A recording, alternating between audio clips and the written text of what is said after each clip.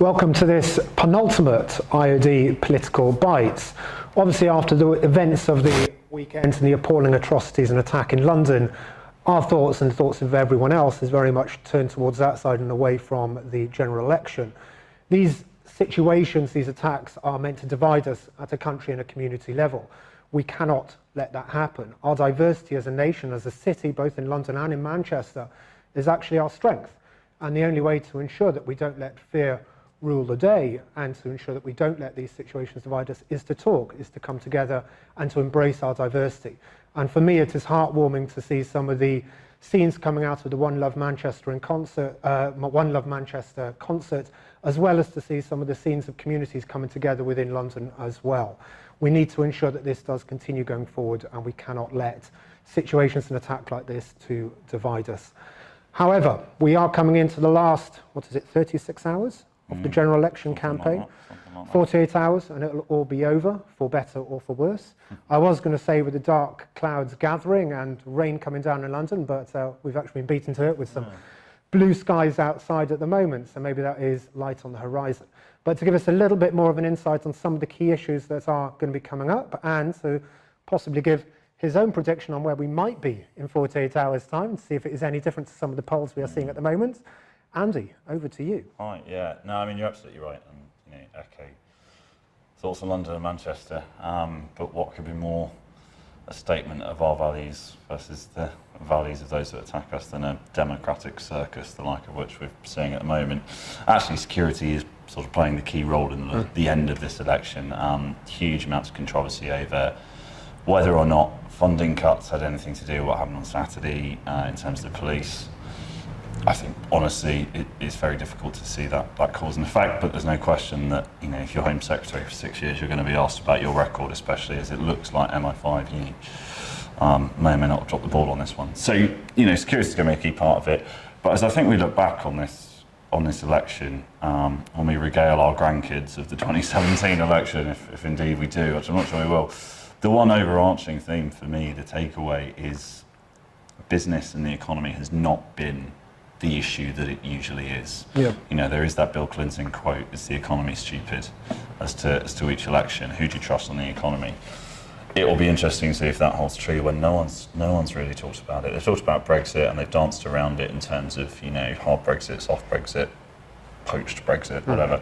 But it hasn't been front and centre in the way it was in 2015. So I think it's beholden on all of us after the election to really make the case again for business, enterprise, startups, because the risk is it falls by the wayside amidst these Brexit and security issues. And is that going to be, the role for IoD and other bodies as well, after the election, whoever's in power?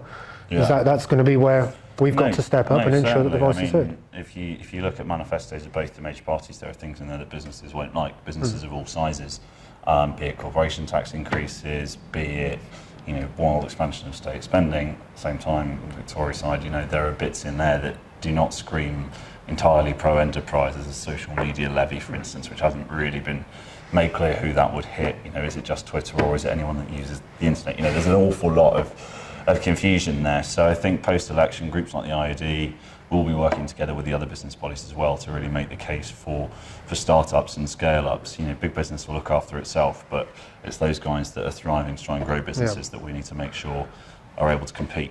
And especially from obviously going in straight after the election, we're going into Brexit negotiations, things like this, getting the small voice heard during those negotiations.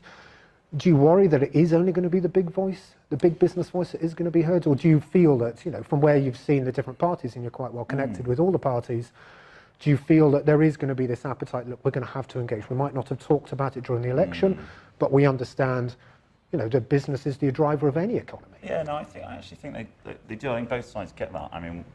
I spent 6 hours with the Labour Party about 3 or 4 weeks ago, as did another number of other kind of small to medium-sized business lobbyists, and we've been talking to the Tories throughout the election period as well, and obviously before then with them being in government. So I think that voice is being heard, but it won't just be the bodies, it'll be small businesses as well. It's those that grow, that are success stories that we can point to and say, these are the guys that are creating jobs, guys and girls, creating jobs. They are paying the bills that allow the government to deliver social care, health services, etc. And reminding them of the importance of business and the fact that you can't take it for granted. Probably day one, well, maybe the afternoon of day one. I have a feeling the morning might be a little bit ropey. Yeah, and especially as you say, the wealth, job and skill creators, they're talking about security is going to be a big one. Yep. Increased spending on police, increased spending on the security services, etc., increased spending on the NHS, increased spending on X, Y, and Z. That money's got to come from somewhere, and small businesses are the driver for that. So they've got to encourage that growth in a, what is, I guess, going to be quite a tough post-Brexit environment. It's been the election that the deficit forgot, or the deficit that the election forgot, or whatever. I mean, it has been a competition on promises, increased funding, increased spending. Is that entirely sustainable? Probably not. So either some of those promises are going to have to be watered down, or they're going to have to find the money from somewhere, and they will always inevitably squeeze business, because it feels easier to do that than to squeeze individuals, forgetting the fact that behind every business are a huge number of individuals. So, there's going to be a balancing act post-election, and as you say, going into Brexit negotiations, it's important that we remember the domestic side of things, whilst obviously focusing on our deal with the European Union, which is so important. And with, the polls made it quite tight at the moment. Corbyn's come across fairly well in a couple of recent debates and interviews, although we don't talk about Diane Abbott's debate or the interview earlier today, where again there's a slight issue on facts and figures. She hasn't been on the radio. No, I know, she cancelled an interview after that. Do you want to make a prediction? Where do you think not sort of putting you on the thing, do you think it is going to be as tight as some of the polls are suggesting at the moment? Or have the polls, as the last general election, as with the EU referendum, do you think we're all watching this at the moment? We're thinking, we put a lot of value in the polls. Should we be? That's a big question. Yes, they got it horrendously wrong in the general election. Yep. They didn't get it as wrong as people said they did in the EU referendum, because, there were polls that were sort of 53-47 Remain, which, to be honest, when it ended up 52-48, 5% margin of error is kind of we can forgive them fair enough. I think. They were getting better. But the polls this year have been so varied across the different companies that have been doing them. Certainly the YouGov poll that's sort of a seat-by-seat model, if you actually dig into it, it just doesn't pass the sniff test. Right.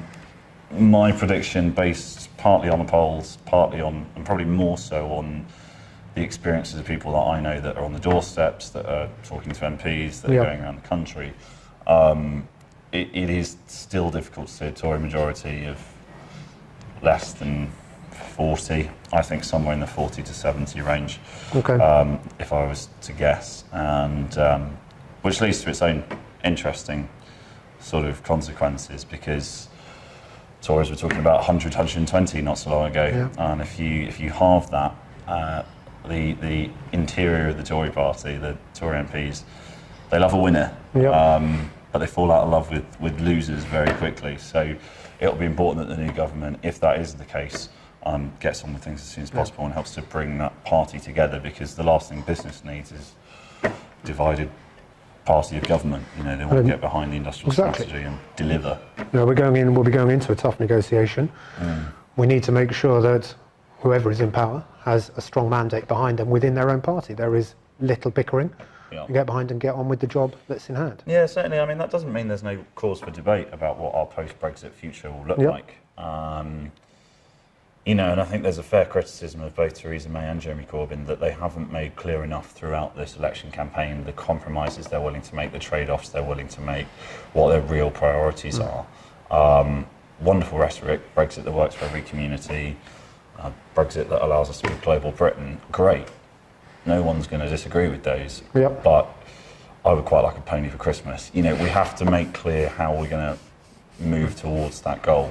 And I think, again, post-election, whoever walks onto the step of Downing Street, that morning speech that we'll see on June the 9th, we have to, time for rhetoric is over, it's substance now.